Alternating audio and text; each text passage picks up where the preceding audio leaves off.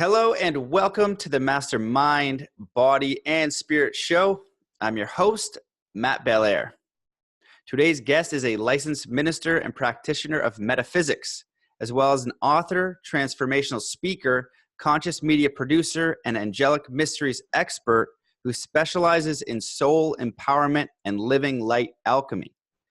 As an angelic scientist, she shares the wisdom she receives directly from Source as presented through the collective frequencies of light intelligence she calls the Angelic Light Streams. She began her journey of awakening through the guidance of this entourage of Archangelic Light. Today, she refers to herself as a channel of living light or a light stream. She defines angels as living light. She hosts a podcast on spiritual empowerment called Angels in the Buff, with advice from the angel angle on countless topics. Welcome to the show, Reverend Stephanie Lodge. Thanks, Matt. I'm happy to be here. Yeah, I'm happy you're here too. So just the audience won't be aware of this, but I had the privilege to look through your bio, and I left out Hug Angel, which I love. I want to talk about that. But there's so much stuff in there. Oh my goodness. So where do we begin? Do you want to give us like a little bit of an idea of how I can handle it. Okay, cool. Yeah. You can help me summarize all that. That'd be great. Yeah, it's a lot.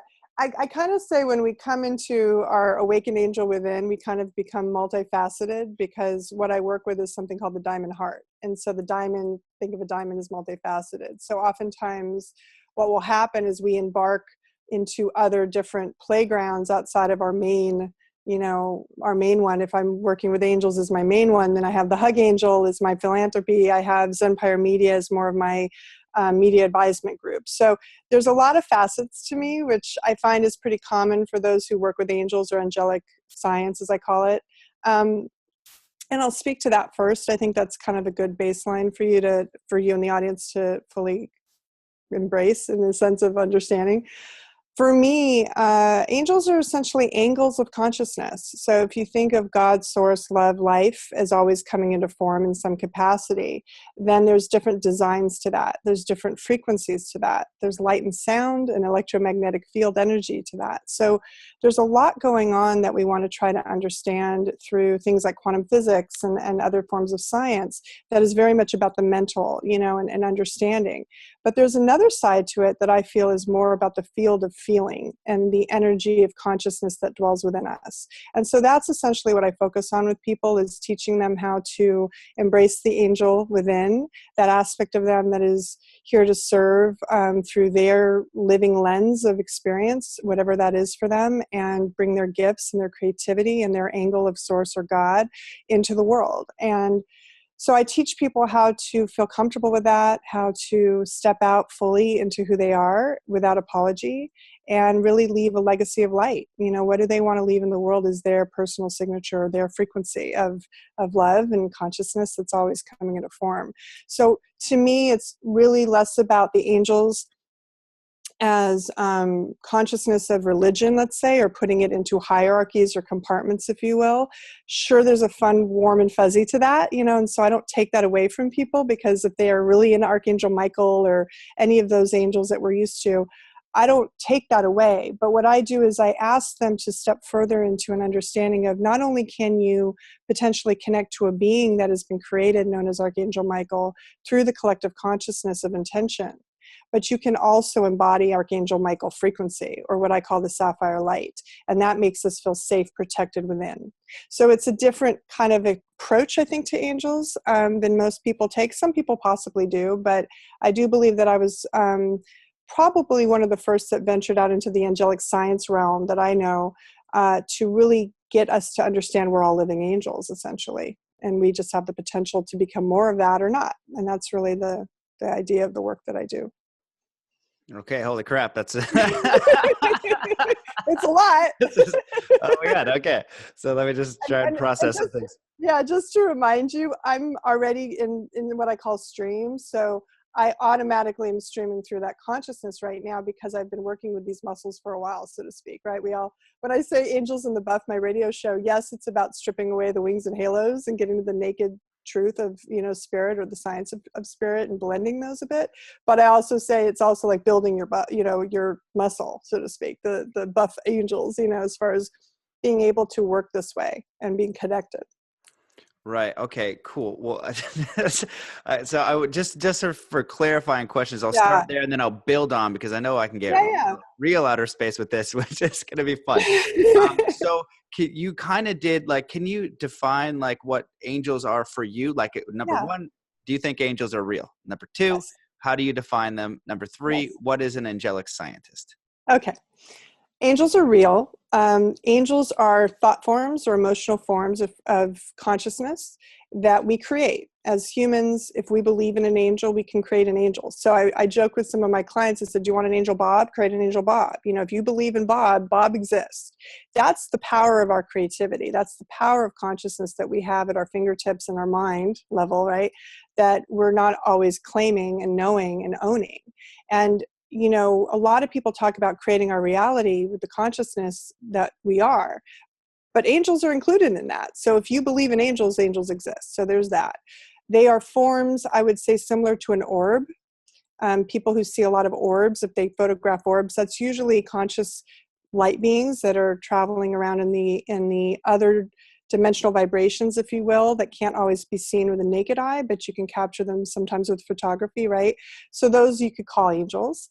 And also, I would say that as far as the actual consciousness bandwidth of frequency, the best way for me to describe this is if you were to take all source light, all consciousness, put it through a prism, and you create a bandwidth of rainbow spectrums, bandwidths, right? Each bandwidth is governed by an angel. So they are a governor of frequency, or an ownership. There's an ownershiper of that frequency. So when people talk about archangels, they're arcing over about 8 bandwidths of frequency. And these frequencies are just intelligence of intention. I call them the angelic dream keys. So you can kind of see them as like notes and chords. So music, for those of you guys out there who are into music, it's essentially sound and light are very interchangeable when we're working with these levels of consciousness. So for me, there's a lot of interchange happening, but to best define and best answer the question, yes, angels are real. You're an angel in human form. You're just in human suit, but you're a light being in a human form. And that lightness of being that you are is what I would call your angel. So there's that. What was your second question? What's an angelic scientist? I'm just processing all this. I'm like, hold on, what was it? I gotta have to write this down. Angelic scientist essentially is somebody who's not afraid to blend science with spirit, and who is working at it from what I call these angel angles, meaning bringing in fractals or specific frequencies of consciousness, and understanding that there are countless streams, floating around us all the time, flowing to us, and we're capturing and tuning into them, or we're not. So you can kind of see us as living light, like living satellite dishes, and you're either tuning into that light stream or you're not. You're either connected and firewired in or you're not. And so when you see a lot of people kind of going through life really miserable and unhappy, it's usually because they're not connecting to that light. They're not connecting literally to the lightness of being that they are. And so people who suffer from depression and other, more lower vibrational frequencies, things that have kind of anchored them into a more mental body and mental traps, and then that seeps into the rest of the suit, so to speak, the rest of the vehicle, or the body and the mental emotional combined. Those people tend to be very disconnected usually to something of a spiritual nature. They don't have a spiritual practice as a rule. They don't necessarily believe in God or source at all around them.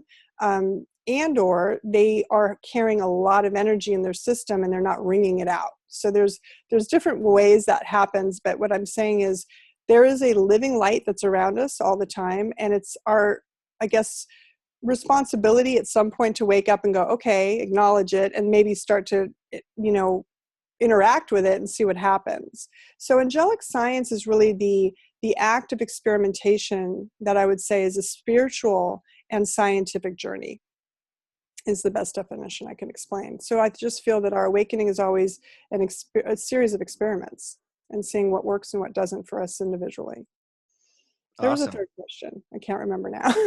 No, I think you answered it. I think it was, what's a spiritual scientist? Okay.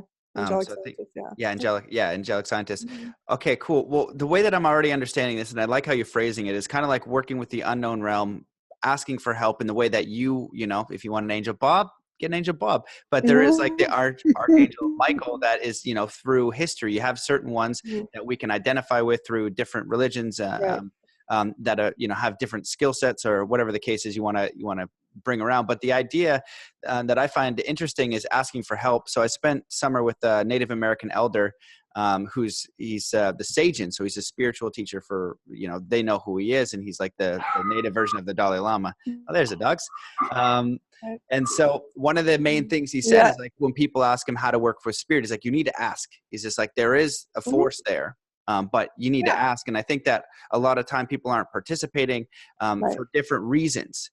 And so you're inviting the participation, and angels are, in every, religion. Every religion, everything. Yeah. And the reason for that is because it's essentially the archetype or the symbol for messenger, right? It's a symbol of, you've got mail.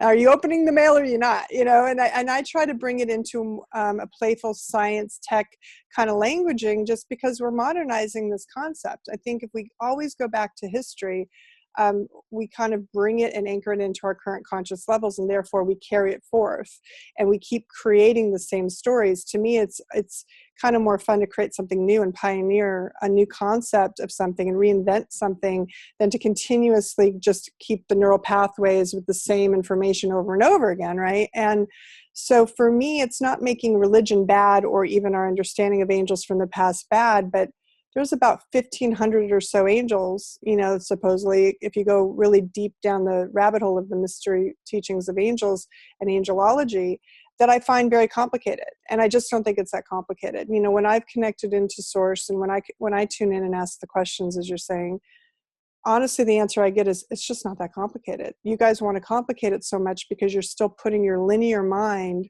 around a quantum universe that can't be defined and never will be.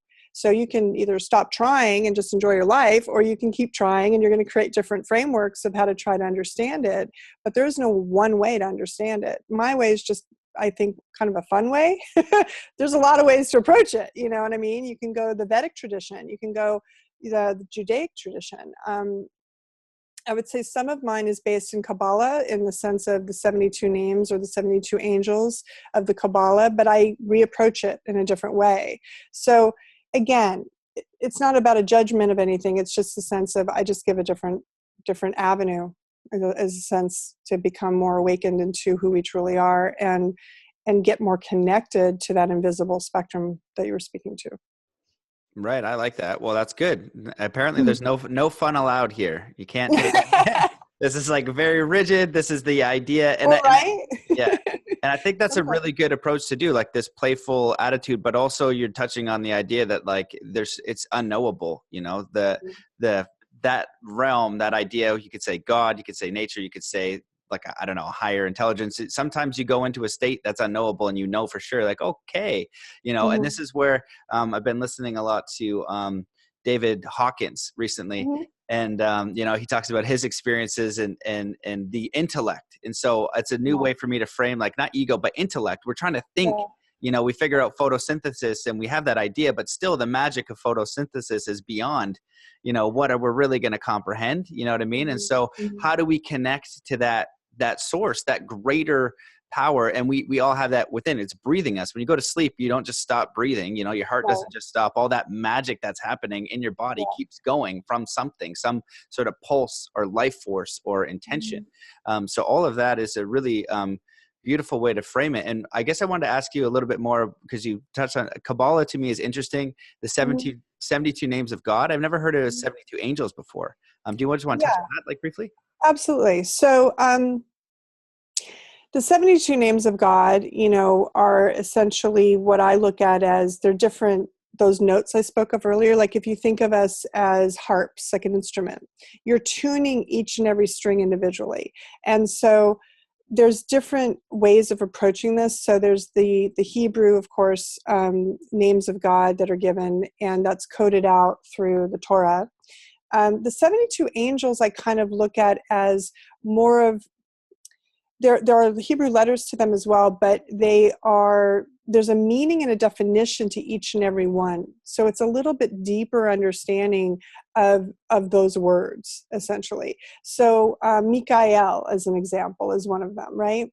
And Mikael does correspond, interestingly, to safety protection to some degree. And so with that, that's where you get Archangel Michael from. So everything, when you go back, angels have been around a long time. As we've mentioned, all these different systems have had concepts of angels, and Zoroastrianism and, the Vedic traditions and Buddhist traditions, all of them have winged beings of some kind. Sometimes they call them devas, but it's all the same. There's basically the idea that there's an enlightened being. There's a lighter version of a being, right, that exists, and that it has information, and that it might present or represent certain intelligence. So when you look at, again, Hinduism, you have, all these gods and goddesses, right? They're all representing essentially angles of who we are. They're representing an aspect of who we are as consciousness. And so the living animator that we might call God or source or goddess or whatever you want to call it, again, doesn't matter, as long as you know what you're labeling it as and recognizing and knowing your intention behind it is what's important.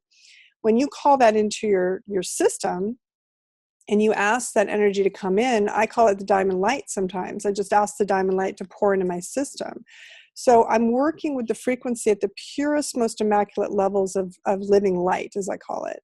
And when that starts to come in, it starts to inform or supplement my system with certain frequencies of energy and intelligence. And those are what I call these angels or angels.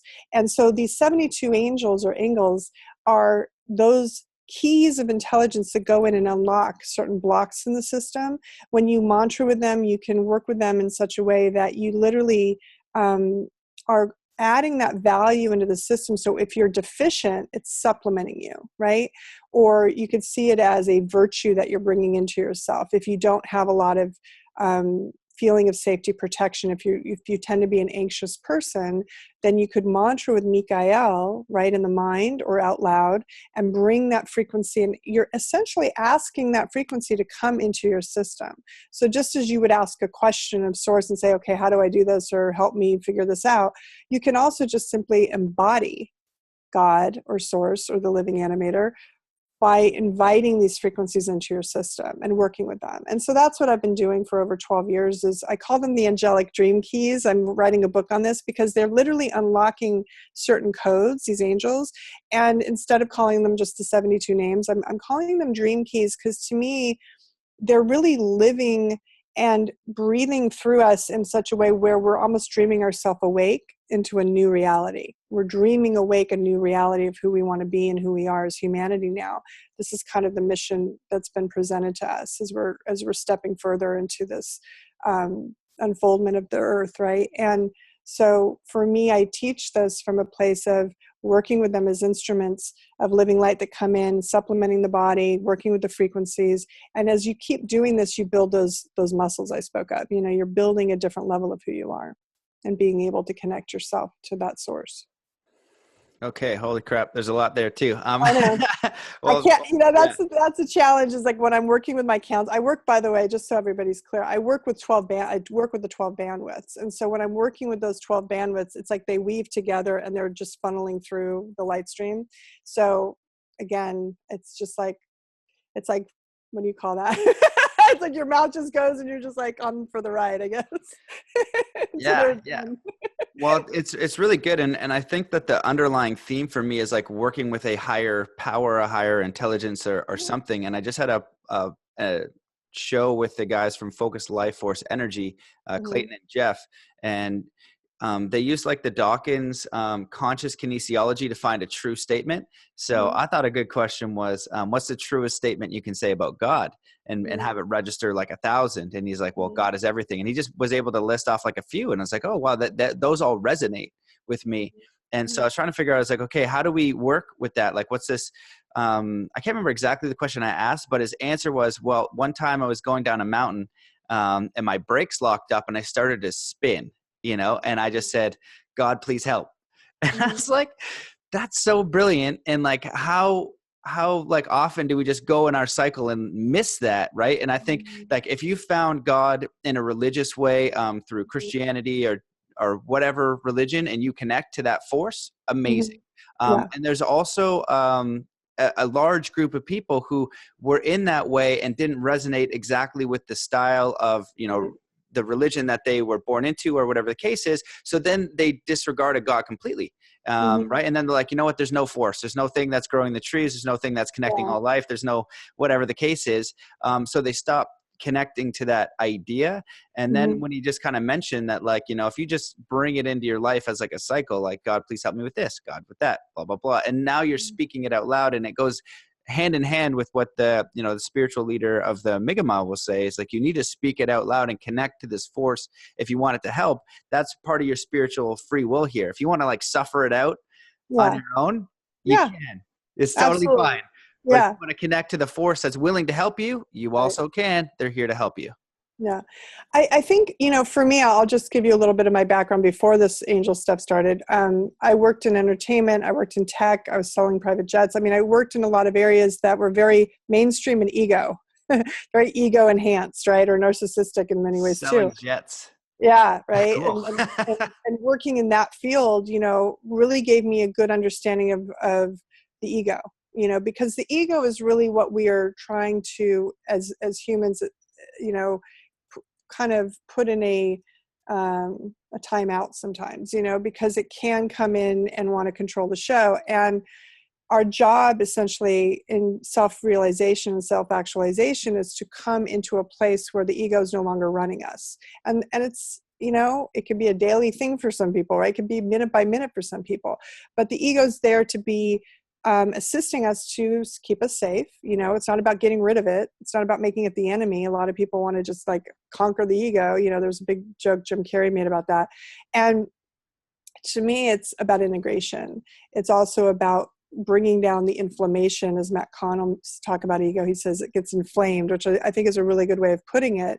And so for me, working with the Dream Keys and having this understanding of your life is an experiment.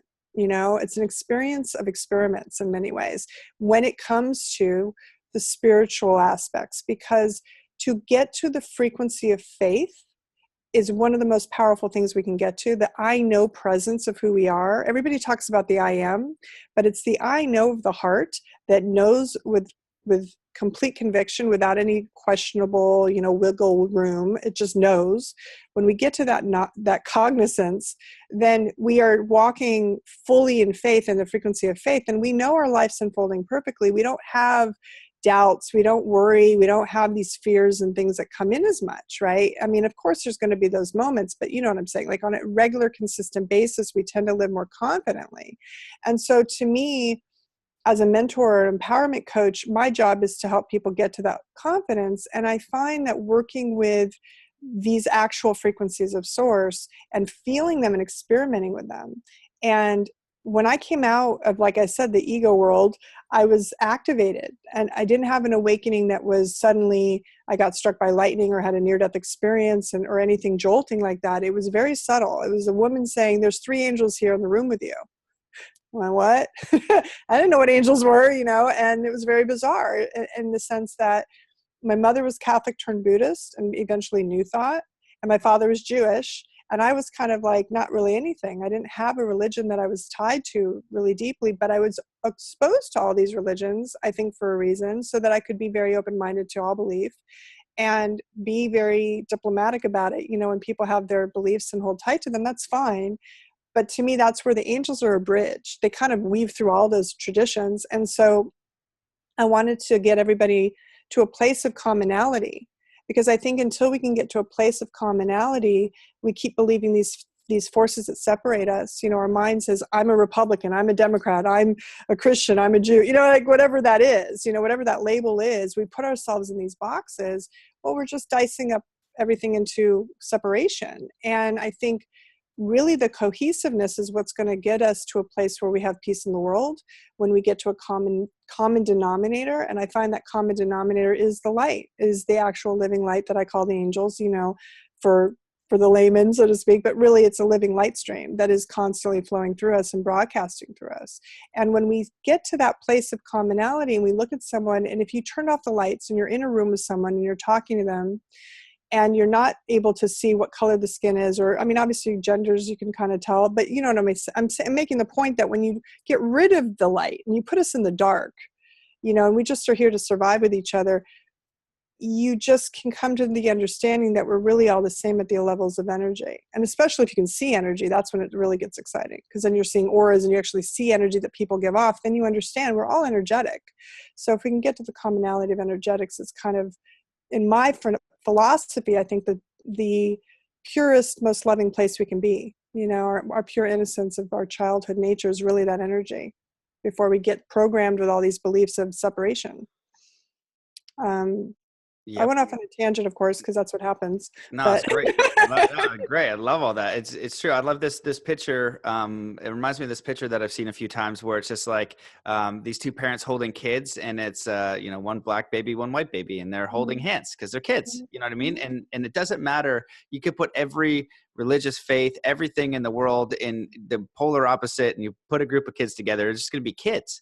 And something happens along the line of like, growing up in cultural beliefs and you know, different beliefs of different religions, all these different things. Then, you know, we separate. And I think I've been on a Richard Hawkins binge, or so David Hawkins binge lately, listening to the way he put it. And he's like, it's simple. He's just like, just because you like vanilla doesn't mean you have to hate chocolate. You know, he's like, there you go, problem solved. Just do the thing that you do. You don't need to kill the other person doing that thing. That's it. You know what I mean? Just kind of you know, let that idea go and connect in your way, and just allow other people to be. And because the thing is too, you know, then you're getting into lower energies anyway, and who cares what they're doing or what they're thinking? You know what I mean? If you're spending, you know, 90% of your time hating on everybody else, you don't have 90% of the time building the life that you want to design, build, and create. You can't live, you know, trying to put somebody down isn't a high vibrational state. It's taking your time and energy. So what could you create? And you could use that equally for creation. And it's not going to make them do any more or any less than what they're doing. But, you know, if it is a spiritual thing that you're concerned with, the connection with God, how you live your life, all that kind of stuff, why not be the embodiment? You know, so if you're a Christian, be the best Christian you could be. If you're a Muslim, be the best Muslim you could be with. And I'm sure in all of them, it's allowing someone else to be that thing and connect to God, spirit, angels in your own way, how you like to do it. And that's going to be an empowering thing, because the only thing you are going to know is what you're experiencing. You're going to know if you hate that person, how you feel. If you slash somebody's tires, how you feel. If you, you know, make somebody feel bad, how you feel. If you are lifting people up, and then you're showing, oh, this is the example. That's all the avatars did. They show us a beautiful example. Like, oh, you know, and so the living it on a daily practice, it can be challenging. And so what I wanted to ask, because you touched on something I think that was really great, is, you know, getting people to, you know, live in faith and knowing. And that's hard. That can be hard. And I'm just curious if you can talk a little bit about that. How do we get to that place of, or even some practices? Because I think a lot of people are in stress, anxiety, depression, and it's hard to imagine this when you're at that frequency and that channel. It's really hard to, you know, like, I don't know, what are you guys talking about? Angels? I've never seen an angel. I've never seen energy. And you don't need to. It's like a feeling. It'd be great if you did. I've had some weird stuff happen. It was great, but for me, they're blips and they were cool. But really, the knowing for me is in my body. I'm like, ooh, this feels good. This feels aligned. This is great. You know, you kind of know, and I think we all know. So I'll speak to it from a few different ways, as usual, because I have, again, the counsels that are going to guide me.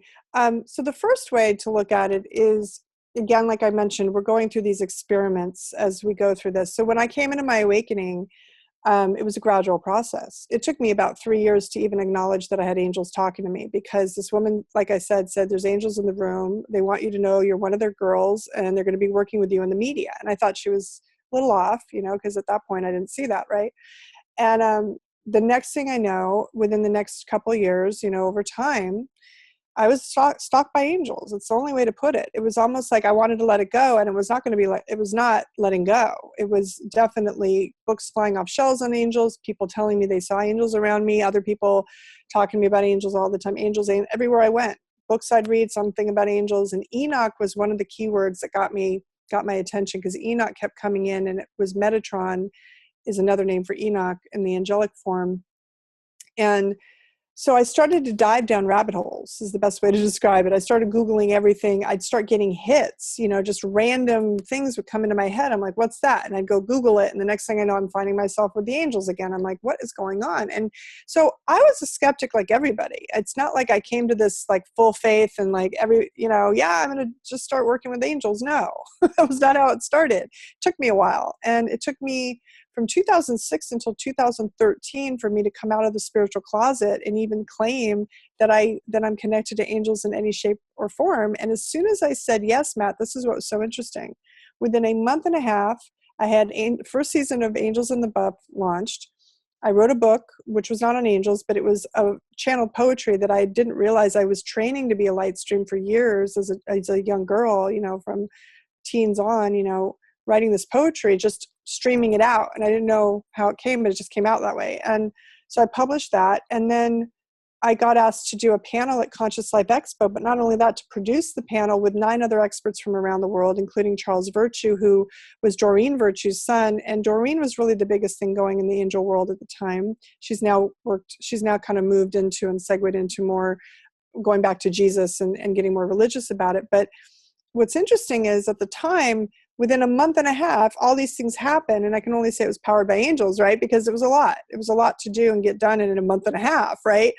And so as soon as I said yes, it was like this flood of energy came through to support all these things. And I went, okay, that's weird.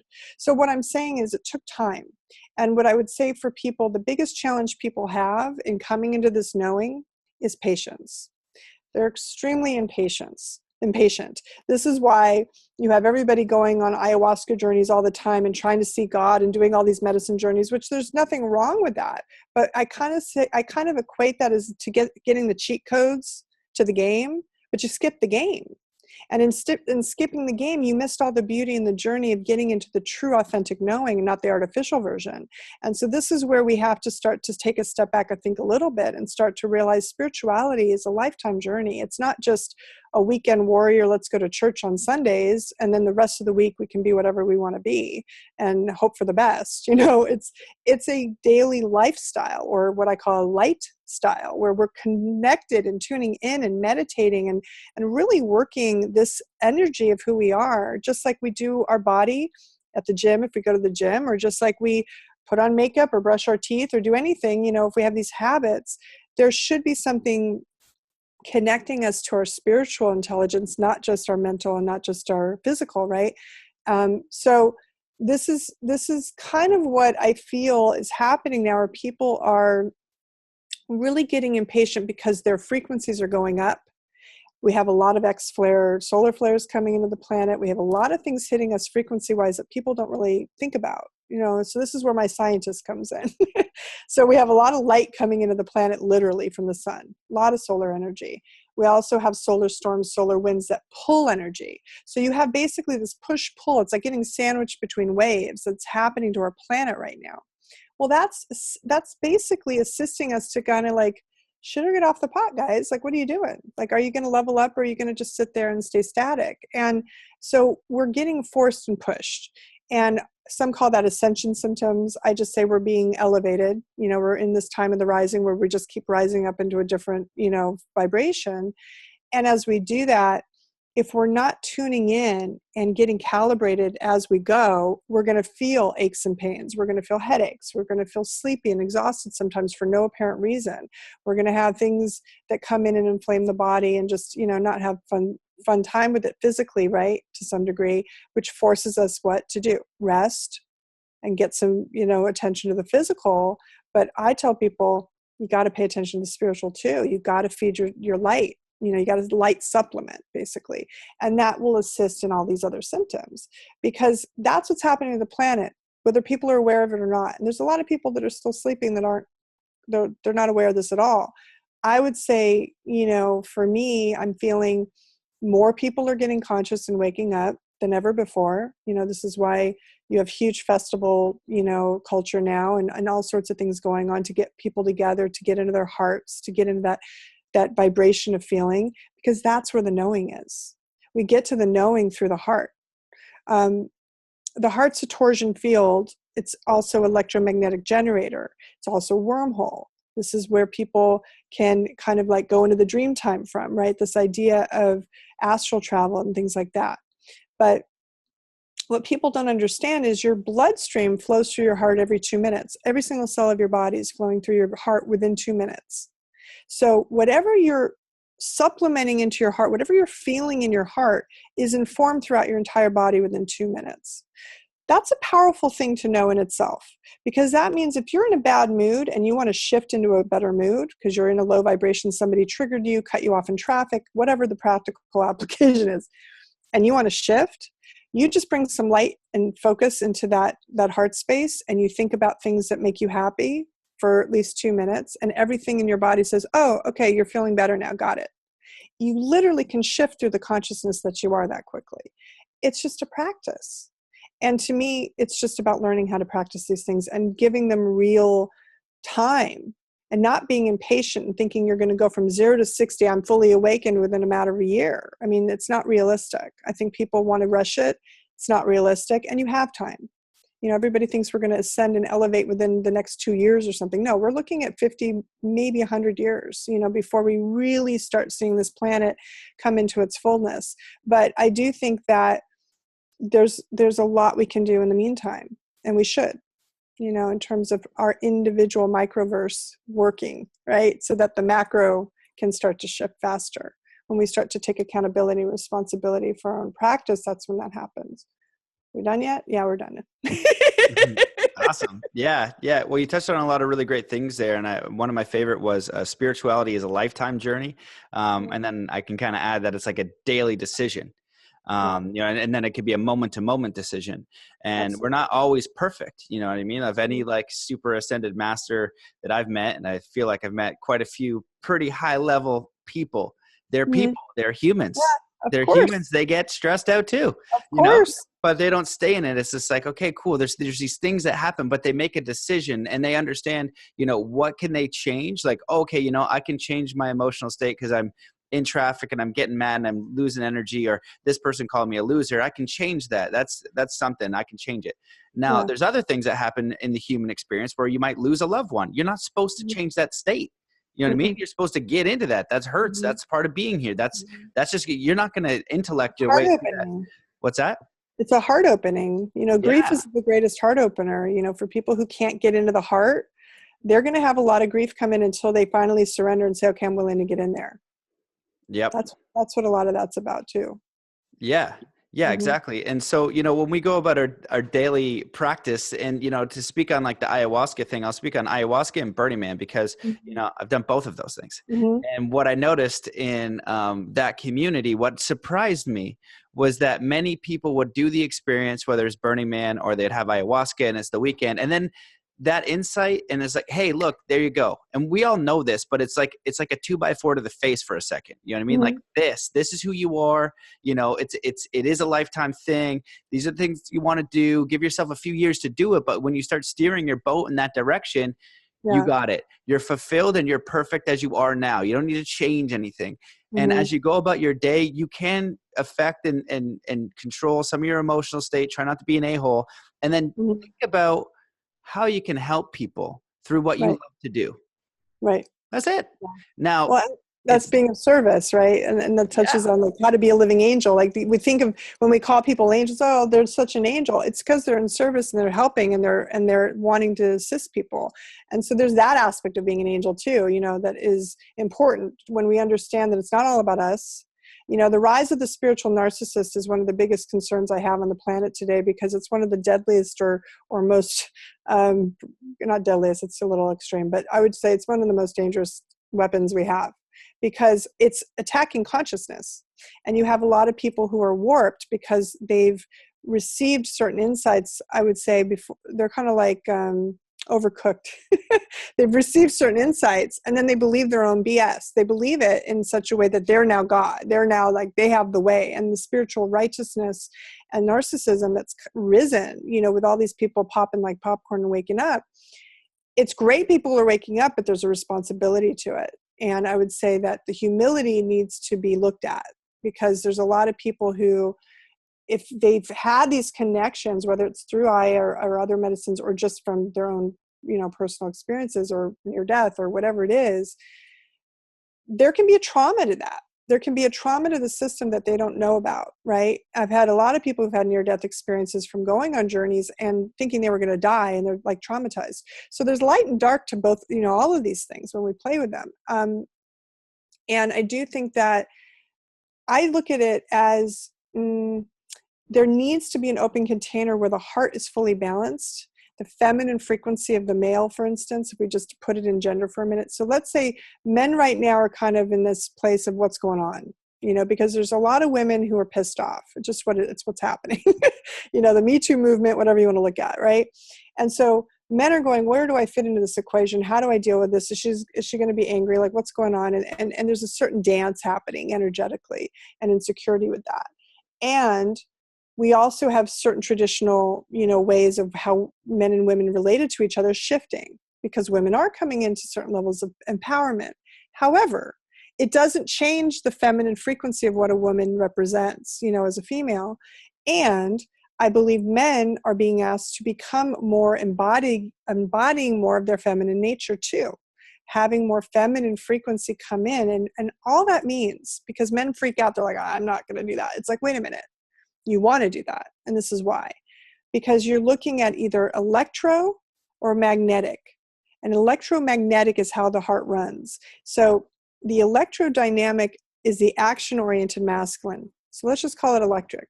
The feminine is the magnetic. It's what holds the glue. It like holds the field in. And then you release and you hold in, you release and you hold in. So there's this dance in our nature, our very nature as masculine, feminine within ourselves, that wants to come into what I call sovereign union. It wants to come into this freedom because it's unified, where there's no more polarization of battling, with our system. And that's reflected in the relationships of the male, female, externally, right? So there's all of these changes happening right now, and women wanting to rise into their power, but the thing that they don't understand, and what I try to remind them, is it's not about being angry about it. It's not about making the male the enemy. It's about merging. It's about integration. It's about learning to make a different conversation happen now, where men can actually start to look at the female as an equal, because that's just been the program. The patriarchy has just been a very, hard-coded program for so long on this planet. It's going to take some time to unravel and undo, right? It's not instant. Again, got to be patient. But those men like yourself and others who are realizing this elevation of consciousness that's coming in can really assist by just embodying that themselves, and being examples, like you said, right? And I do find, interestingly, though, there are some who are really grappling with that because they think they have it all figured out. And that's where we get back to the spiritual narcissists, who are the gurus, right? They go out and they're like, they're going to teach everybody, what to do. And I would just say, a lot of them, if they are relying, how would I say it? If they're hooking people through fear or frustration, I'm speaking to this for a reason, because somebody who's going to watch this needs to hear it. But I'm speaking to this in the place of, if you are hooking people with this idea that they need you, because there's a fear or something, you're going to heal them, or you're going to help them, or you're going to fix them, then you don't know who you are, because that's not truly the nature of the Christ consciousness, if we want to speak to it that way. Is not about that. It's about heal thyself. Let me show you how to do that. I'm going to give you the tools to teach you how to heal yourself. And I'm not going to take the responsibility of healing you from you, because that's your soul's journey, and that's what you came in to do. So the true teachers, and I believe the true spiritually awakened way showers, if you will, are the ones who are doing that, who are saying, hey, I'm not taking on your stuff. I can show you how to get out of your mess. I can show you how to get out of your mental loops and your traps. But I'm not here to just wham, bam, throw a magic wand at it and fix it for you. That's not what we're here to do. And so I would say, anything that is here, or we think there's a shortcut to this, is kind of the problem, because that's robbing you of the true journey of getting through these processes through your own instrument and trusting in your instrument to get you there. And that's when you start to practice and work with the entire thing, and not just stick to one element of it. But again, it's all perfect. You're going to get there either way. Everybody's getting there. It's just some people are taking these really interesting tangent side roads. And I try to tell people, well, that's great. Go do that. And when you're ready, come back and we'll get you over here. We'll just get you back on the path, because it's not that hard. It just takes time. And the impatience is the issue right now. It's the biggest issue. You said, wow. Yeah, you said a lot there. That was, I know. All of that, I agree with it. And I'll just frame it in different ways, because I think it's really important, like the rise of the spiritual narcissist. I've never heard it put that way, but I've observed it quite a bit. And, it's like people, they have an awakening and it's their way. It's the only way. And you got to come to me and I'll show you the way. Well, I know that's wrong, because I have the way. It's my way. I have the only way, and you can't think about anything else. Right. That's it's baloney. It doesn't you can't, that's not the idea. But the way that I equate it is that it's like, well, first of all, it's unknowable. But second, it's like doing martial arts. So people aren't familiar with martial arts. They're not familiar with this kind of connection with spirit or God or whatever, themselves, or this awakening, or they just are perceiving life differently. So they go find martial arts. So when they go into martial arts, like, oh my God, they figure out the gloves and all the stuff, and they can put on the suit and the belt, and then they go about the city. But rather than grabbing a white belt, they grab a black belt. And you know what I mean? It takes years to earn the black belt, and you don't give it to yourself. Some force gives it to you. So either a master teacher who is embodying that teaching, or like in, the spiritual case, it's spirit. And in that case, you don't wear it. You just are the thing. And it's a process over time. And I think that for people, they see their life all one way, right? It's not even necessarily bad. They see it all one way.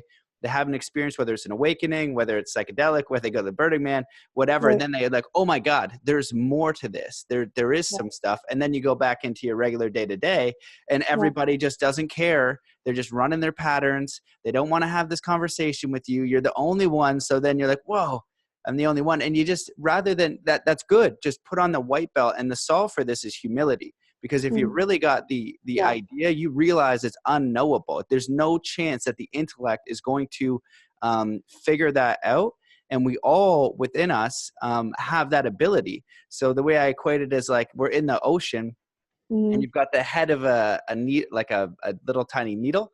And our consciousness is that little thing trying to figure out the entire ocean, all the oceans combined, and all of us are in there. So we're all connected to this thing. And then we just have our little individuated consciousness, thinking about only one tiny thing at a time, like crossing the street, going to find food. Do I go help this person or not?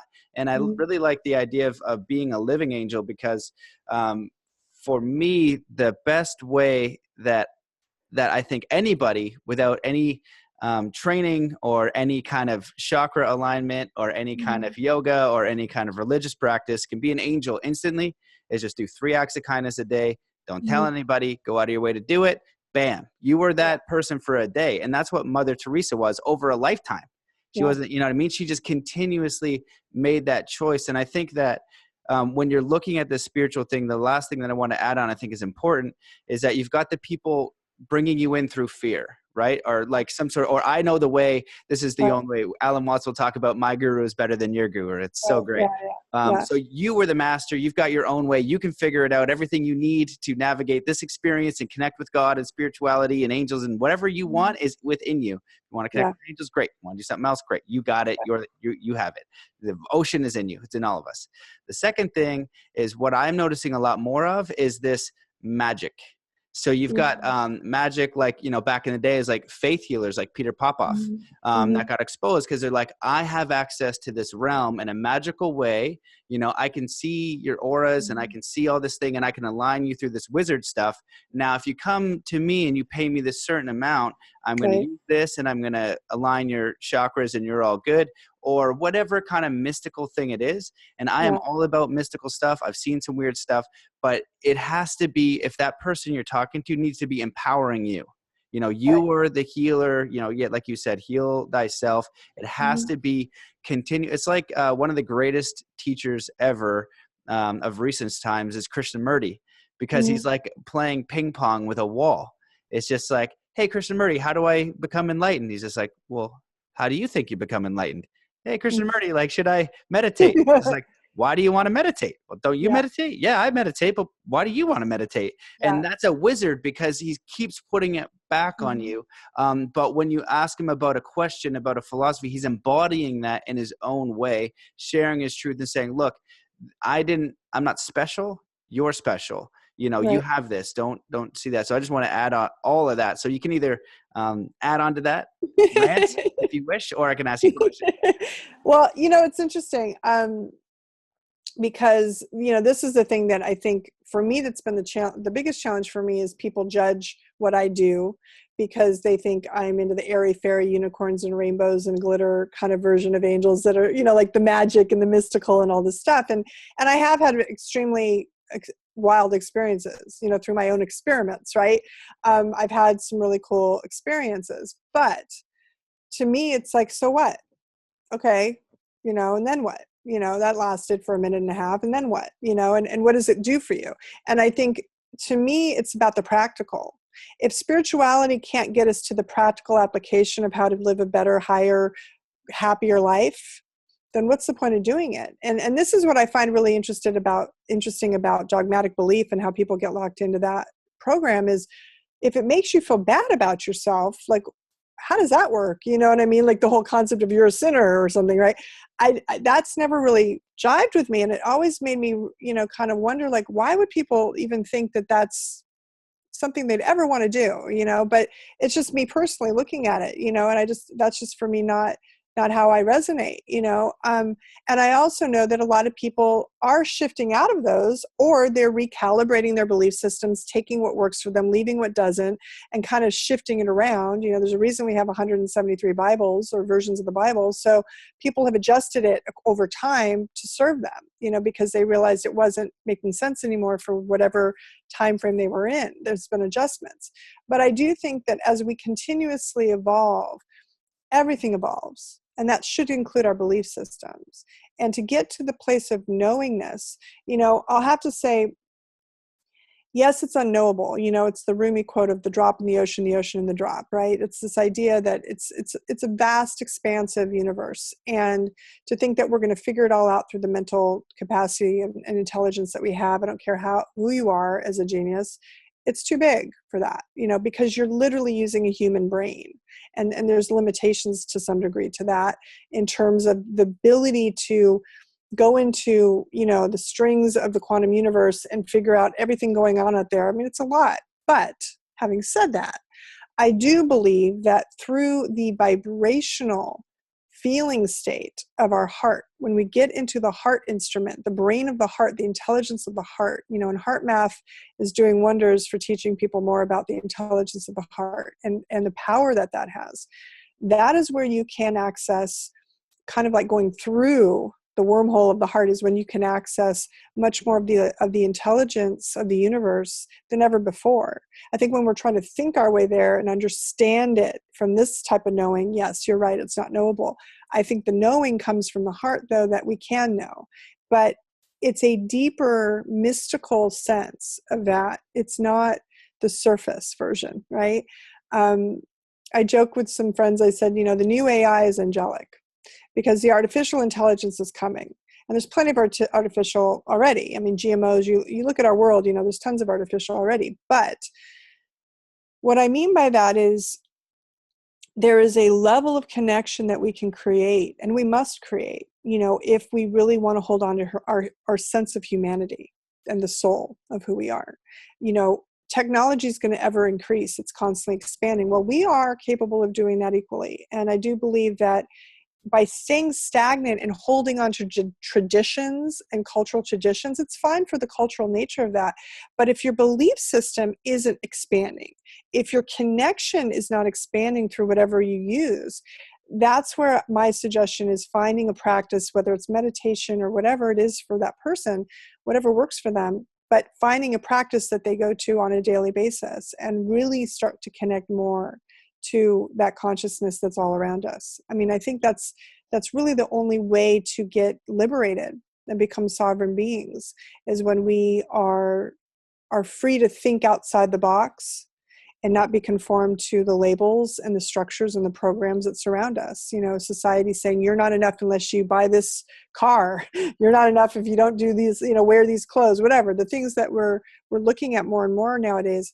And so that's just my feeling on the knowing is I teach something called the diamond heart, which is the knowing is the heart, literally the heart chakra. The I am being that sense of power, the solar sun, the central power. And then the upper heart, this angelic heart chakra is the thymus gland. It's the immune system point. It's what I call the we are. So when I know that we are, and I know that I am, like I'm in an individualized point of source, but I'm also all of it, right? I'm connected to all of it. That's when we step into our sovereign state. What I call our sovereign state is a neutral place that is not looking at things out of judgment. It's looking at it from the observer mind. And it's also going back into our sovereign state when we get those wobbles, because we're going to get them. We're human. But how fast can you get back to that sovereign state? How fast can you lose your shit and get back to neutrality? And that's the practice, right? That's when you can go through life much happier and freer because you're not getting bogged down in the mire.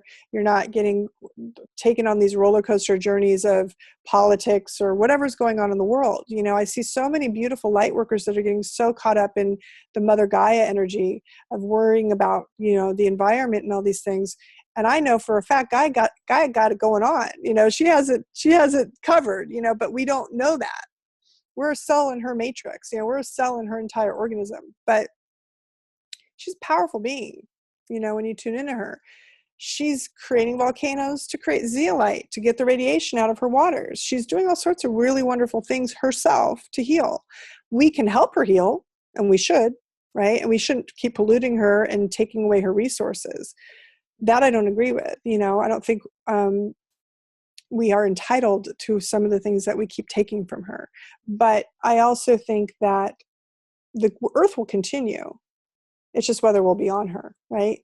And I love her. I love our planet, and I want to see her survive for millennia, you know, so humans can continue. But we do definitely, I would say Elon Musk was right. AI is one of the biggest threats we have too right now, because as long as we have a few humans on the planet that are not so bright, let's say, you know, they're not tuned in, you know, we're going to have a little bit of a risk with that. So my goal essentially is to awaken angels. My goal is to get people to really come to terms with the fact that they have a responsibility to be spiritual beings, not just physical, emotional, mental beings. And however they get there is fine by me. It's not, you know, that's not the issue. The issue for me is, are you doing anything? So I want to wake them up and say, hey, you might want to try something.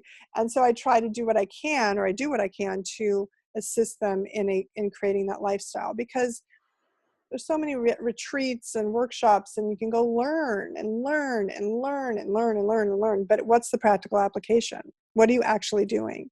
And it's inspiring people to get that lifestyle in motion on a regular basis. That is what I attempt to do through my work, at least, you know. And I created an Angelic Academy for that, you know, and I created the Angelhood, which is about no gender, no brotherhood, sisterhood. It's the Angelhood. It's like everybody getting to that commonality for that reason. And I do think that's really what's most imperative right now, is just getting people at least to start to acknowledge that there's a spiritual side to them that might be worth looking into. And everybody will find that in different ways, but that's kind of the way I do it. Awesome. Yeah. You said a ton of great stuff there that I absolutely agree with. And I think that the first thing is like that knowing. I want to touch on that, because the intellect or the ego is here to keep you alive. And it also has preferences to enjoy life. But the problem is it only can handle a tiny bit of information. I read a long time ago, I don't know if it's still correct, like the conscious mind only holds 5 to 7 bits of information. The unconscious mind is processing everything, and you are the entire ocean, spirit, God force, whatever you want. You are all of nature, creation. You are powerful. So because we need to get money to get food, we're in this little bit of a survival loop, right? And so when we're making our daily choices, we're doing it through our intellect. And that's why we get afraid. We get afraid in traffic if somebody cuts us off, because then we might not be late for our job. And then who knows what the mind's going to do. But it's processing all these micro fears continuously. But the knowing, you know what you want to do. You know what your passions are. You know what is right. You don't need a book or a person to know what is right or wrong for you. You just know that. One will make you feel terrible. One will make you feel good. You know what inspires you. You know where you want to be in the world. You know all this stuff. But what happens is the consciousness is taken over. So you're in the fear loop, and the fear loop needs to make sure that you cross the street safely. And so rather than getting into that deeper heart space, and the heart knows it's eternal, you're not going to die. You could even be homeless. You would be like the worst case. I always draw it out for people. I was like, okay, cool. You're homeless. Then what? You would figure it out. You know what I mean? You would figure it out. You're intelligent. You're powerful. You would learn something, but we're afraid to get that. We're basically afraid. And so when you start to move towards and take action towards that voice, which you have and you can hear, and it's only yours. Start listening to that and just start doing a little bit. And even if you're running right now, which I think many people are, I'd say 95% conscious fear-based, the cycle. This is my life. This is my security. I'm stacking up acorns, because just in case something happens, I got as many acorns, and this is how many acorns I need. And then when I get to this amount of acorns at this age, I'm going to go over here to the thing that I know I want to do, and it makes me fulfilled. Even if you go from 95% and 5% to like 80%, 20%. So if you like art, right? You've never done art in years, just start to go to an art class once a week. Start to move the energy there. But that's that knowing, and you can know it. You know it for yourself. And there's also a leap of faith, because it is the unknown. The heart can, connect to all life and nature and infinity. And it's like, you got to go through like these 8 steps. Right? Your mind can only figure out the one. Make sure that you look both ways when you cross the street, and you drive safely as you go to the art class, which is then going to connect you to this person, which is going to connect you to that person. And then the second part of this is, kind of what you're speaking on, is connecting to a higher power, connecting to an angel, connecting to some help. And every religious practice, every spiritual practice is like, write it down. That's magic. Ask for help. That's magic. And when you start doing these things, you're going to get a different result from the environment. Basically physics 101 is just like, do something. The environment gives you feedback, and then you can take that information and you can now make a new choice, and then do another thing and get feedback from the environment. So if the feedback you're getting is not feeling good, then you can start to try these different things. But that's when you're going to kind of feel spirit. And I think that the last thing that I'll just say is like, this spiritual mastery thing, we're all looking to get there. I've done more workshops. And, oh my God, I've read so many books, all this kind of stuff. And the best teaching that I've ever received, and it was this summer from, David Lonebear, was just do 3 acts of kindness. That's it. It doesn't matter what you believe, what your history was, how much you meditated that day, how much you meditated in your life. If you're ranked in the thing, you want to be a spiritual master today, 3 acts of kindness, go out of your way to do them. Don't tell anybody you did them. You now literally are a walking angel. And if you do that, and even if you don't like it, you'll get a result. And I have a long story about a buddy who just did this and had a really intense awakening experience. And I was like, oh my God, I was like, that's cool. And because like you're talking about an electromagnetic universe, you need to take an action to get the result. You know what I mean? And well, it's the feedback loop. Yeah, absolutely. Yeah. And the thing is too, is that, and this is where my hug angel comes in, is when I got coined the hug angel, I was doing 50 nations in a group hug, because I started something first called the Hug Mob. And I started it on National Hugging Day for the Women's March 2 years ago, because the women were all going out, and being anti-Trump and anti-things. And what that creates as on a conscious level, to be anti-anything is actually feeding it energy. So they're actually empowering Trump in that moment. Instead of being against him, they're actually giving him their energy. And that's the thing that people don't always understand about this universe, is it's a feeding energy or supplementing energy that's happening. It's an exchange of energy. It's a big stock exchange of energy. So I went out and I brought some friends, and we said, hey, let's go be the Hug Mob. Just spontaneously, and had our little signs and went around hugging people to remind them to stay in their hearts, to not take this so seriously, to not get so upset, and to be back in their space of love. And so flash forward a year later, it was National Hugging Day, and Agape was doing an event, and I was part of this thing called the Hug Alliance, and we went out and we got 50 nations, was the idea to get 50 nations in one room for a group hug.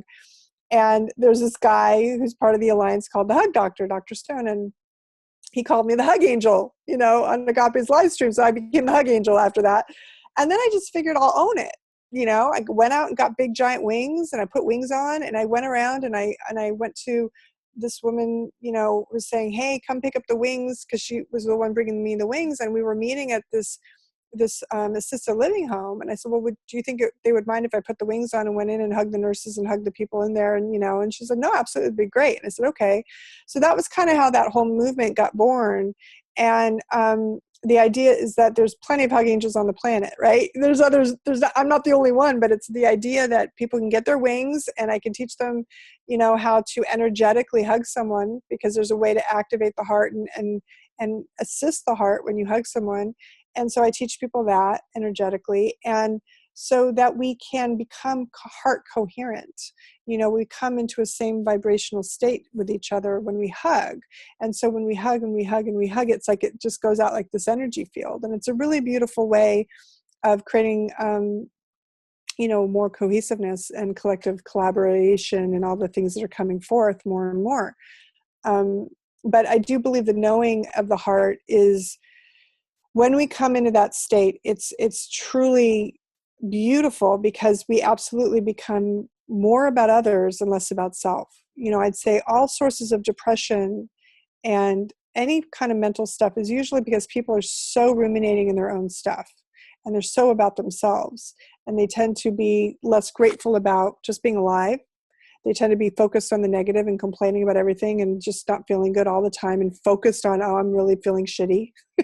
They don't seem to have a way to get out of that. And so my first direction to them is go out in the world and do something, like you're saying, do something kind for somebody.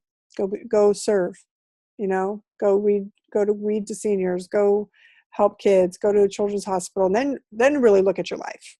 And then you have something to be grateful for.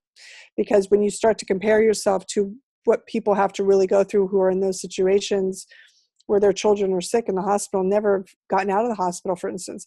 And this is when we start to really look at the realities of things. We have it pretty well for the most part. Most people do, you know. And I'll say that for me, going through this awakening process was really interesting, because I went through a lot of calibration of my body, where the frequencies of my body would shift to the point where I'd be stuck on the floor, unable to walk. I mean, the dark side of awakening, right? There's the shadow side of it, which is when you start to say yes to being a light stream, it's no joke. The frequencies are real. I mean, you want to know how I got into my knowing? I felt it, like big time. So for me, it was like I had to understand that my job, if you will, or my purpose of coming in was to be able to embody certain frequencies of light to transmit them. So everything that I'm speaking is a transmission, so that everything I do as a meditation is a transmission to assist people to remember who they are. And I get out of the way. I'm just an instrument. I don't control it. It's just like I allow that frequency to flow through and assist, because I've given it permission to do so. But, you know, that's not for everybody. Not everybody's going to do that. I'm just saying that I think each and every person absolutely can go out and do what you're talking about, which is serve on some level, be helpful, help your mom do the dishes, whatever it is. You know, if you're a little kid, it doesn't matter. Just do something sweet and nice for people, because that's what the heart needs. Heart needs to feel in service and wants to resonate love. And that's how we can do it. You know, in the simplest fashion, I guess I can offer is, you know, what you're talking about, being kind and loving. Yeah. No, I definitely agree with all that. And I think that, you know, you can only get, for me and my guess anyway, who knows, and everything that I've ever said is just a guess for where I am right now and my own experience. So take it for whatever you want, do your best. But I think you can only get to a certain level of consciousness through the what can I get consciousness. And the what can I give consciousness or intention is so much different. And I think that no matter where you are in the world, if you are just intending, you're just like, okay, cool. You know, I'm intending to be myself. I'm intending to be honest. I'm intending to be kind and compassionate to those. Then you are the stream of the angel of God, of everything, because that's your intention. And you'll get a choice to be an a-hole at one point, right? You'll get a choice to yell at that person. You'll get a choice to help a homeless person. You get a choice to hold the door open. You'll get a choice to follow your heart and study what you want. You'll get a choice to offer a hand up or beat them with a stick and bring them down. you know, Mhm. and each choice that you make in collaboration with your fellow person with the intention to say the kind words, to say the supportive words, you are the thing already complete. And it's going to take time for you to know that, because you're in this Maya, you're in this illusion, and you feel separate, but you're not separate. You know, you're definitely there. And it just takes a little bit to kind of like get into that. And Yeah. you already have it. You just kind of forgetting, and you're in a different loop. So you just got to start changing that loop a little bit. And I want to be respectful of your time, because this has been epic. But I am curious about one thing I did want to ask, because I really like how it's worded. You have on the talking points the true path of Christ's sovereign union. I don't know if you covered that at all, but I think that's fascinating for people. So if you want to touch on that or anything else, then Yeah. that's kind of like what I wanted to, because I Yeah, was just yeah. curious about it. Yeah. So sovereign union is what I touched on briefly, which is essentially the masculine feminine balanced within. Okay. So when we are coming into a sovereign union within ourselves, then we can draw in partnership that is also in sovereign union, because we're in a vibrational universe. So everything's frequency, vibration, and energy, as Nikola Tesla says, right? And so when we understand that we are only going to draw in what the subconscious is currently vibrating at, it's not about what we're thinking consciously. The conscious mind is where our intention comes. The intention eventually settles into the sub, and then the sub is what draws forth, because the sub is really operating through the magnetic field of the energy of the magnetic feminine of the heart, right? And so when we start to understand how our whole operating system works, right, then we can draw forth the partner that best serves us to stay in what I call our sovereign state, which is this idea of neutrality to the conditions, the conditional states. And all I mean by that is we're not getting shaken every single 5 minutes that something's happening in the world, right? We can look at it from a more observing perspective, still compassionately, of course, and lovingly, but not getting caught up in it. So having a partner in shine, or having somebody in our life, is oftentimes what people are looking for. I want to speak to the what I mean, the Christ consciousness is this idea that when we are in a pure, immaculate state of integrity and transparency and authenticity with ourselves, we can then be in partnership with another who's the same. And that is really the ideal partnership, because if we are lying to ourselves, then we're lying to them. If we're not fully authentic with ourselves, then we can't be fully authentic with them, right? All these kinds of things. So that's when the relationships start to create bounce back and forth of energy, because we're going to assist each other in clearing out. Now, what's really interesting is this idea of the twin flame. The twin flame mythology, I'm sure you've heard about it, is rampant in the spiritual community, because everyone's looking for their twin flame. Who's my twin flame? I call it angelic flame. The reason I call it angelic is twin puts immediately into the conscious mind like there's one person and that's it. Like I only have one person and that's my person, right? And this idea that I only can have one person. Now, you might have one person for 15, 20 years of your life, work through all your spiritual growth with that person, and then that relationship is no longer feeling joyful and loving and kind and whatever it is. And some people will say, well, you just have to stay in it because you're married or this or that. And a lot of people, this is where religions would get really mad at me, because, they'd be saying like, what are you telling people?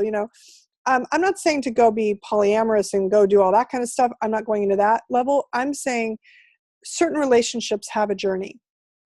You might be with that person forever. You might also be in a flame relationship because you are there to be cauldrons for each other to work your stuff out. And it can be very hot and very passionate. You magnetically draw together and it's like, let's work out our stuff, to clear and purify whatever the drama is that's still running in the system that doesn't need to be there anymore. So to me, those types of relationships, the flame relationships, the angelic flames, are people who are on a conscious path usually, they're aware of it, and they're looking for a more elevated state of relationship. And so they're looking for their significant. And my thing is, well, unless you are fully unified within yourself, you're going to keep attracting what people might label false flames, okay? And that just means somebody who you're in a relationship with for a period of time that's working out your stuff.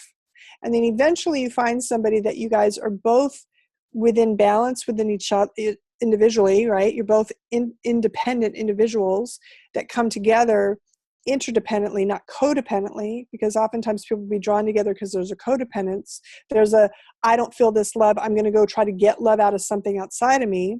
that type of codependent relationship isn't really healthy for the soul. The soul doesn't enjoy that because you still want to have a certain level of freedom. So of course, with all our programs, there's a lot of programs. I mean, this is probably a whole show really, but I'm trying to summarize it in the highlight reel. But I would just say, you know, the reality is until we come into full trust of self, true knowing of our heart and trusting our heart and going and diving in and doing the deeper work within the heart, we can't share it with anybody in an authentic way. And so what I tell people is before you go and just get into another relationship, which can, you know, help and assist you and teach you, take some time to really dive into the love of self, you know, because then you're going to jump all sorts of BS relationships that you didn't need to do. It just takes a lot of time to go through all these other relationships that might be the same. I mean, how many times do you hear people, I attract the same guy or the same girl? Well, it's because you're not working on your stuff. You're not getting it yet. So you just cut through and then you get another one and another one. So I tell people, like, you know, somebody will say, okay, so my ex, Jake, or whatever, it doesn't matter his name. You know, he does this and this and this. And I said, okay, well, unless you want Jake 2.0, you got to look at your stuff because you're just going to keep getting other versions of Jake. Okay. So sovereign union is when we are fully in love with ourselves.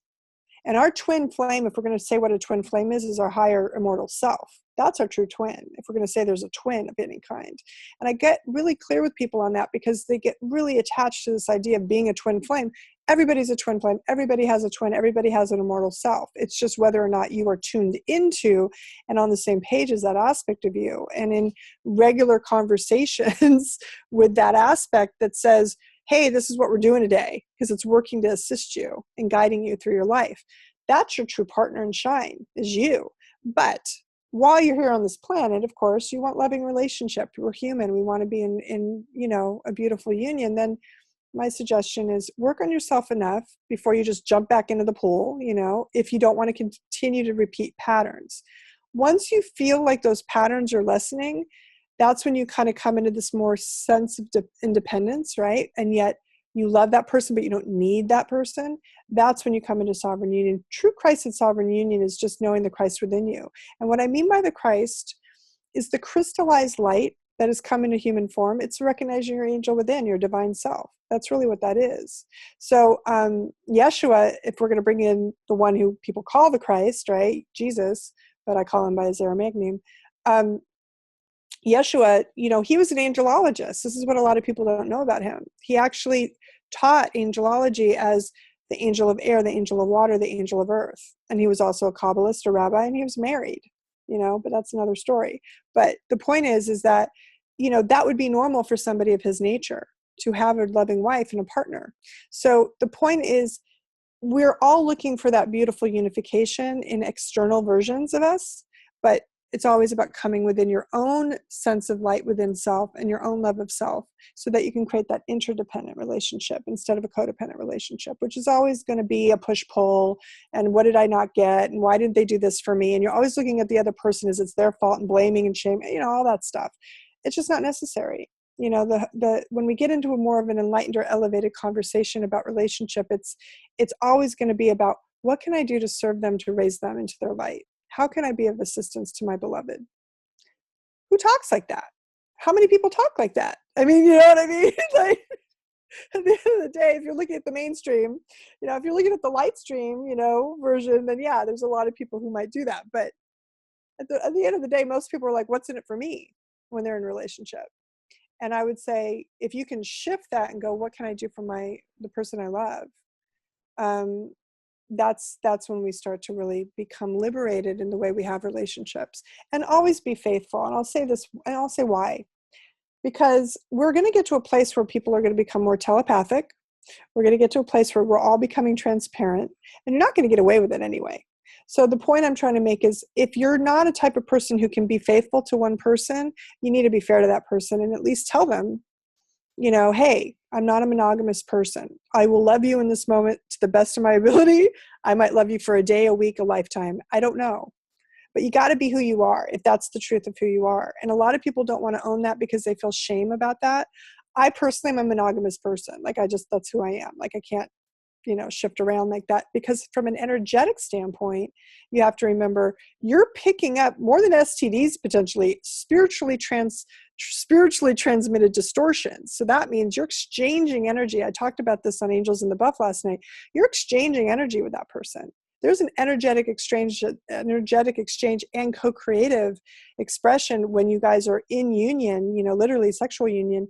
You guys are creating universes, of creation. And so there's a responsibility, I think, when people start to come into their understanding of spirituality, that it takes, and there's a lot of layers to this, Matt. So I'm just making the point that when we start to really be in our integrity, we start to understand that energy is everything. And working with energy is what I do, because I know that at the energetic state is the causal plane of how all of this comes into play. Everything comes from the source point. When I tell people you want to step into your sovereignty, you have to go outside the system. If you're still in the astral realms and playing with galactics and doing all these things that a lot of people are into, you're still in the mental framework. You want to go out into your true sovereignty, you get back to your source point. So the statement I teach for that is, I know that I am sovereign beyond all measure and belief. And the reason I say beyond all measure and belief is because it's all beyond all measurement, time, space, condition, and DNA. DNA is a whole other thing, which we don't have time for. And belief is subconscious, conscious, and unconscious. So we get outside of all of that. The I know that I am is I know from the heart and I am from the solar plexus, combine these energies, right, that combine to set intention. And you can fill in the blank. I put in sovereign, but you can fill in abundant. You can fill in healthy, whatever you want. But the sovereign statement is one of what I was gifted. This was one of the most powerful intention statements, because you're creating from the source point of God. You're not, creating from the conditions you're finding yourself in. And that's a really important thing, because you spoke about this too. They know we're wrapping up, so they're trying to throw in some answers to some of the things you spoke on. The energy of, sorry, I'm tuning back into the stream. This is what happens if I go off, I have to get it again. Okay. So when you are speaking to,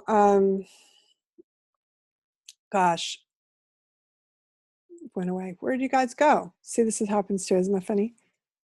Come on. You want to tell them. Come on. Where are you? All right. It'll come or it won't. I think ultimately there's so much to cover, because it's all consciousness, and the point is that when we come from a place of operating as gods in human form, we come into our God-like state. We come as source into this persona.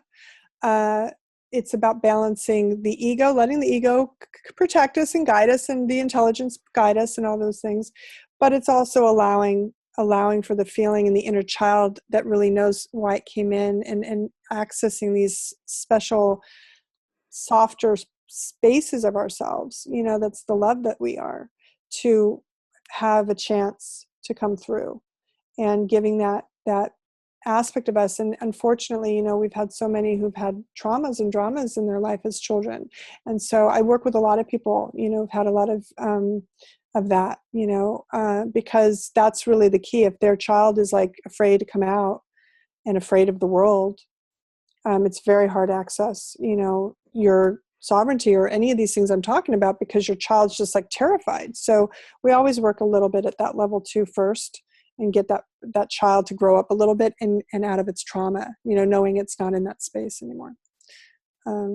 But yeah, I can't get back what you were talking about, and I was touching on it and I can't get it back right now, but anyway. Well, yeah, you shared a lot there, and I'll just kind of briefly recap. I try not to go too deep into it, but I think you said a lot of important things. Like the first one is like, the Christ consciousness, how I've understood it is exactly how you put it, recognizing your own divinity, recognizing, you have God force within you. That's literally what he said verbatim. Like you were, you know what I mean? Everything I've did, you will do in greater, it's in you. They said it directly, like to you. Yeah. So you can remember that. And then for the sovereign union thing, I think you touched on a lot of really great points. And the only tool that I would offer people in relationship that are finding these challenging situations is the communication. So when they're giving you feedback that you don't like, seek understanding and then recap it back to them. So you're saying that I'm not showing up, that I'm not doing this, boom, boom, boom. Is there anything else? Actually seek understanding, because probably they're right. You know what I mean? Like they're probably right, but we're in this battle mode of up and down, right and wrong. You're not seeking understanding of that other person. So when you actually seek understanding, recap what they're saying, give it back as like, am I understanding this is what you think? Now they could be wrong and be like, hey, you're out with your friends every single night. And you're like, okay, so what I'm just understanding. And I went out on like Monday night, 2 weeks in a row. That one night a week is too many nights with my friends or something. Is that the understanding? But seek understanding. And when you do that, you shift everything. And then you're going to see basically the mirror. They're offering you the mirror. So get right into it. And some of it might be yucky and terrible and awful. But if you don't go into it, you're going to attract the same person. Of course. So seek understanding from that person giving you feedback and help and allow them to be heard by recapping what you said and seeing if you're understood and seeing if there's anything else. And if you do just that alone in any relationship, it will be extremely powerful. Every relationship's the most powerful tool you can gift yourself. They're a gift. They've shown up to say, yeah, I'm willing to do this dance with you and teach you about yourself by being your mirror, right? And showing you different things. Yeah, absolutely. Yeah. So I want to make sure that I got that because I wrote it down. I want to make sure this sentence is correct. Is like, I know that I am sovereign and you can switch out whatever you'd like of beyond all thought and belief. Beyond all measure and belief. Measure is measurement of time, measurement of space, meaning like dimensions, measurement of conditions. Like we judge and we look at how our conditions are and we either give them at a high or a low measurement, right? Yep. And even our DNA, because our DNA is constantly shifting. And one of the other things I wanted to say earlier about the ayahuasca stuff, interestingly, is the shifts, the planet's shifting. So the plant medicine's shifting. So it's not having the same effect anymore. And it's something to consider too.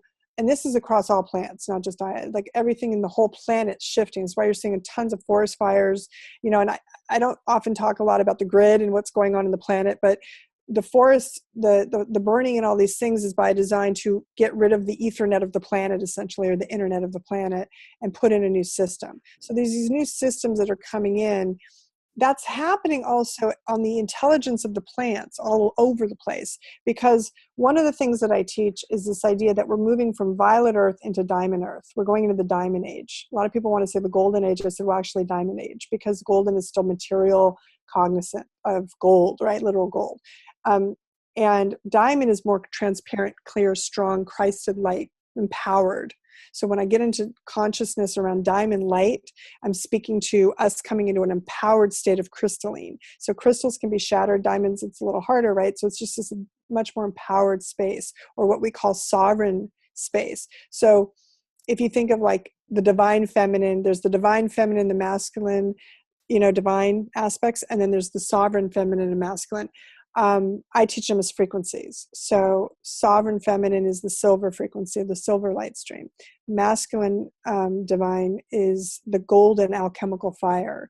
You get into platinum, now you're talking about the sovereign feminine, you're getting into the immortal liberator. This is what women are rising into right now on the planet, the Me Too, all this. It's liberating everybody from all our crap.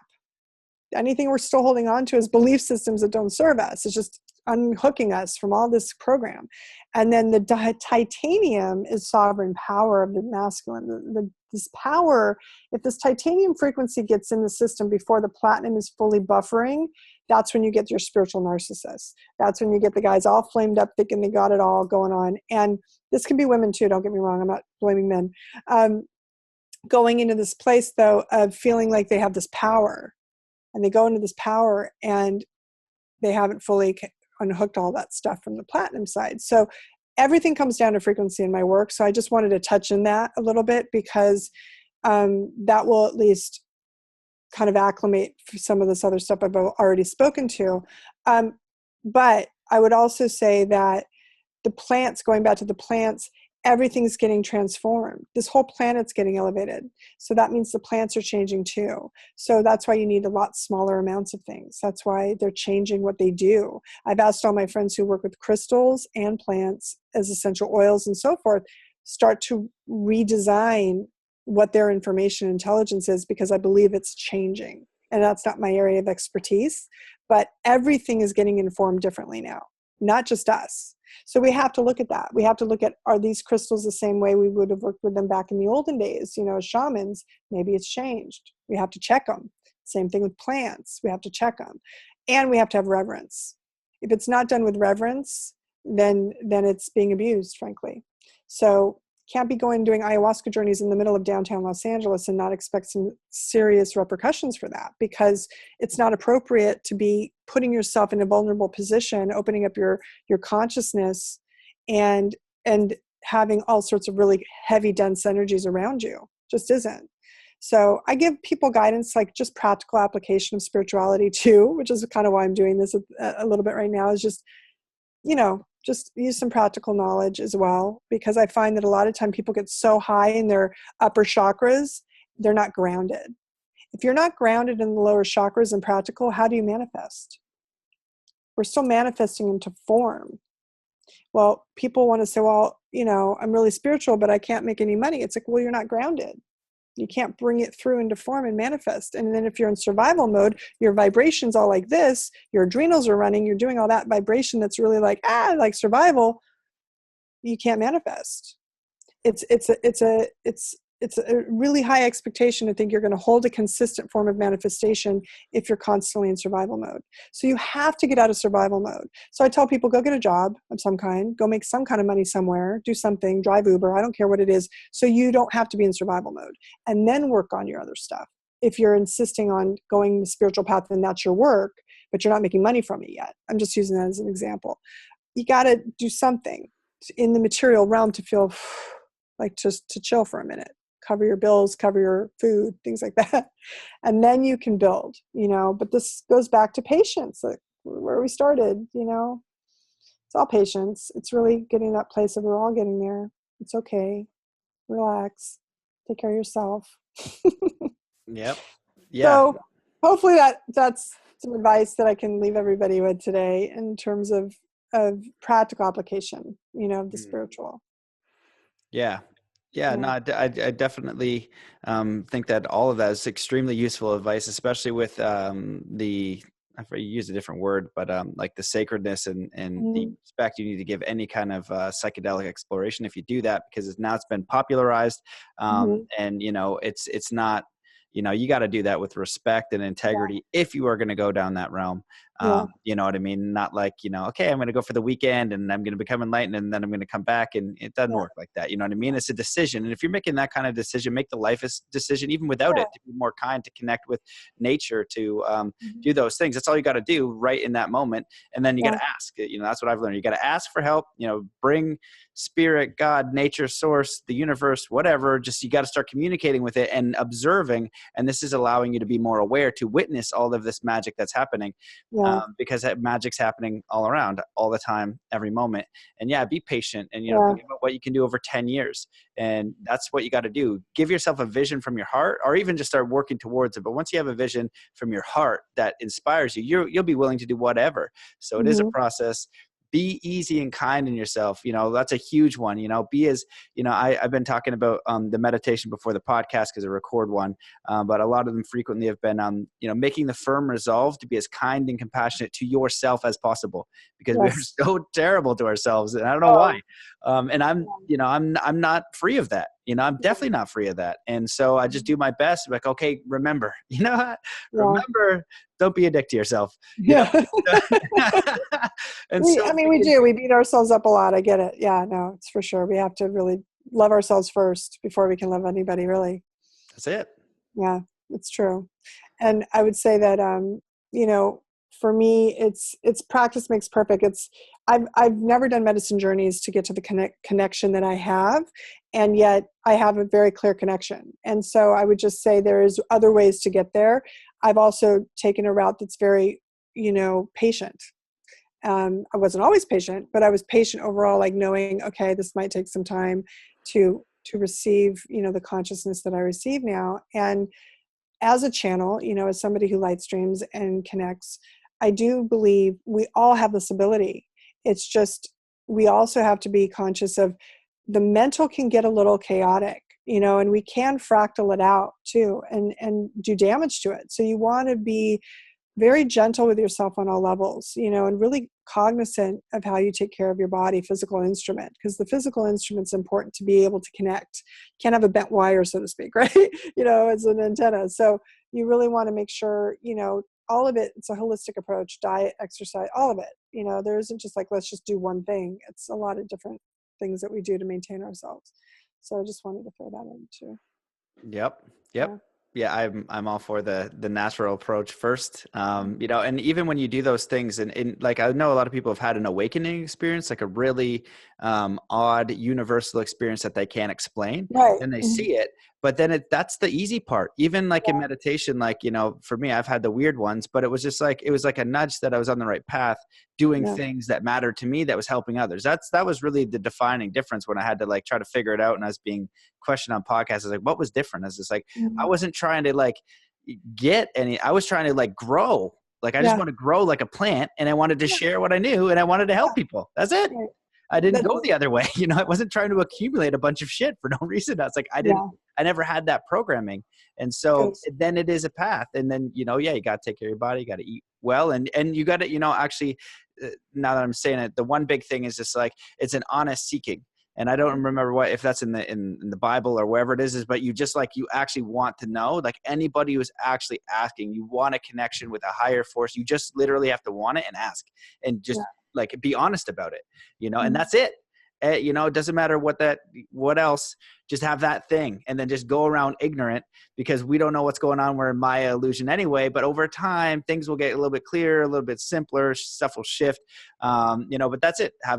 Look for an honest connection with a higher thing in your own way, to know yourself in your own way, and be humble. Yeah, and I want to just say this, because they're reminding me of this too, is that the biggest thing that we've been robbed of is this idea that somehow becoming a channel or an instrument of light or God is, oh, you're channeling the devil. You know what I mean? Like, we get that. I get that sometimes. I get people who will judge me for what I do because they think I'm channeling something negative. If you hold pure intention in your heart, and you hold the intention of loving people, and that you've set your boundaries and I always call it my sovereign space, my sovereign sphere. It's like, I know my boundaries, I know my domain, I know what is my interface, right, with the rest of the source field, so to speak. I always set an intention that I only allow the highest source frequencies of consciousness to work through my vessel, through my body, my instrument. I never allow for anything that is distorted, or, because that's sometimes what people will go into, is this fear. And this is why I use angelic frequencies, and this idea of the angelic is these pure light beings. I always think of them as these ultra celestial beings of light, and I see them as such. And for me, that's the most important thing, is our intention, because we are powerful. And I do believe that there's misinformation out there through different scriptures and so forth that make us disempowered on purpose. And I do want to say, we're claiming that back now. We're claiming our own ability to have zero mediation between us and our source. We don't need a priest. We don't need a church. We don't need a scripture. We don't need anything that is required to come between us and our source. And that's the truth. There's nothing that serves us more than just stepping into our own sense of godliness or angelicness, right? So my point is, don't be afraid to experiment, but also be very clear with your intention of, you only allow the highest beings of love and light to remain within your presence and within your vessel and your vehicle when you're connecting. That is an important one, because there are thought forms around, and there are disincarnated beings around that could mess with you. They're just going to be like, oh, let's just tell them this, and you want to make sure you're getting a clear signal, so it's practice, and it's discernment, and it's working with a mentor or guide or somebody to teach you, that does help. And I did all those things, until I got to a place where I felt comfortable with it. But that would be my only thing to add to that, is when you say, yeah, let's ask God, yes, but also the discernment is key. And some people don't feel super comfortable with that piece yet. So it's practice, and it's setting intention is just my answer to that before that question gets asked, which it will, basically in someone's mind. Got it. Wow. Well, we did. Yeah, we covered a lot today. I appreciate you coming on. Yeah. Is there anything that you wish I had asked, or you want to cover in more depth? I think the only thing I can say is I have the Angelhood open for people. You know, there's open enrollment right now through angelicacademy.com. They can find me if they need support. There's a Simply Sovereign call once a week that I do, which is like a check-in. It's a reset every week that people can get some frequencies. They learn some angelic dream keys. They get a little bit of this and that. And it's like group mentoring, basically. So if they have stuff that's going on in their world, it's a way to work with me that's really affordable, and they can connect with other like-minded beings. There's a private Facebook group for the Angelhood, and ways to connect and find and accountability partners in this, because sometimes it's hard. It's like going on a diet. Sometimes going on a spiritual journey can be like you go on and off, you know. And if you want somebody to kind of connect with, there's ways to connect in the community. So it's just something to offer and share. If they're interested in this type of philosophy, then it's available. So that would be the best way to find me, and stephanielodge.com as well, which they can find. And that's really it. I think that's all I got. Awesome. Yeah, I think we covered quite a lot. bit. Yeah, I appreciate you coming on and your perspectives and just your work, kind of, you know, putting that out, you know, like trying to do your part in being yourself, and sharing and helping people connect to their own power and their own way and their own divinity, I think is beautiful. So thank you for coming on and sharing your work. Thanks, Matt, for having me on. I appreciate you giving me the platform to share what I do. My pleasure. Well, Awesome. have a great day. Thanks everybody for listening.